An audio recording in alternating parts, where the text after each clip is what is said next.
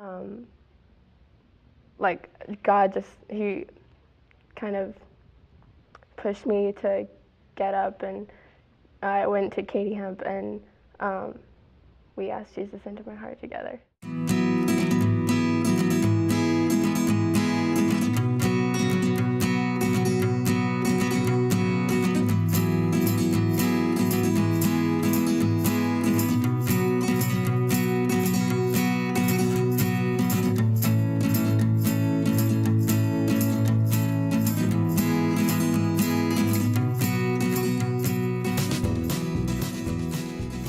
One truth that I know about God is that He can influence anybody, even if you don't think He can. My first year, when I went to Great Escape, I was in 6th grade, and there was only about 5 of us, and we do this thing where after the service, you go outside, and everybody sits in their own place, and you silently pray or talk to God or just do whatever you want. And to be honest, I didn't really know what to do. I was just kind of sitting there picking up grass and looking at bugs and stuff. When this dude drove up in his truck, he's just driving along the campus, and he got out and started praying with us. And I know that probably took that dude some guts to do that, and he was influenced by God, because it probably wasn't his comfort zone. He didn't want to get out of his car and be seen praying with a bunch of little kids. But God helped him do that, and that's how I see it.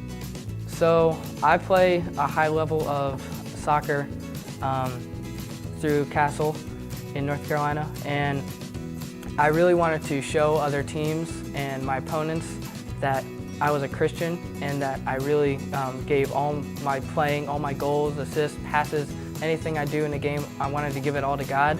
So when I was in 6th grade, I customized a pair of shoes, and instead of writing my name on the side with all my fancy colors, I decided to write "All for God." And that kind of reminds me every time I put my cleats on, it's time to go glorify the one who gave you the talent to play. At Fall Retreat, when we learned about joy, when we did the high ropes and our lessons with each other, we found each other and found joy in what everyone said, and we all kind of got the memo of what people were saying and how it related in our lives. God impacted my life a lot when I changed schools from West Millbrook to Leesville. I didn't know anyone there, and I had to find new friends. And many people just looked over me, and luckily I found one kid, Tushar, and he was always really nice to me. In New Jersey, which is next to Philadelphia, I ate something that I think was a parsnip, and I think it was probably the dirt on the parsnip. I took a bite out of it, and it tasted fine, but a few hours later, I started throwing up. I threw up a lot, but I only threw up that night and a little bit that morning. And after that, I was fine.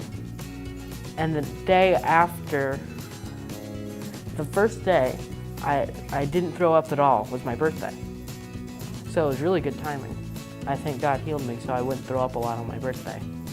God has really shown me that your friends and your decisions really affect the type of person that you are, and the type of decisions you're going to make in the future.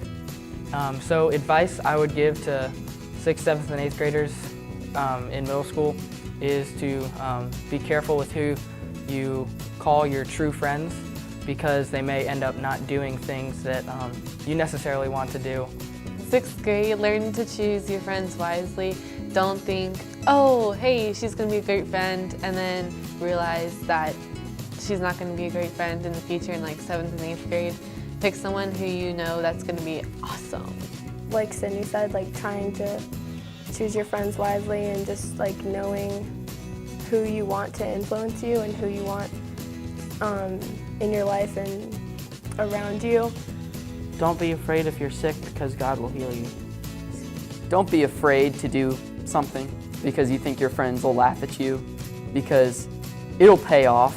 Once you get to high school and even 8th grade, you'll think back to that, and you'll think about, man, it'd be really bad if I didn't do that. Like if you doing a game or something, just get out of your comfort zone. Do not let others put you down. You know more about yourself than anyone else does. When Jesus was alive, many others put him down, but he didn't listen to him, and he just kept on teaching his word about himself and God and how he was the Son of God and how people should believe in him.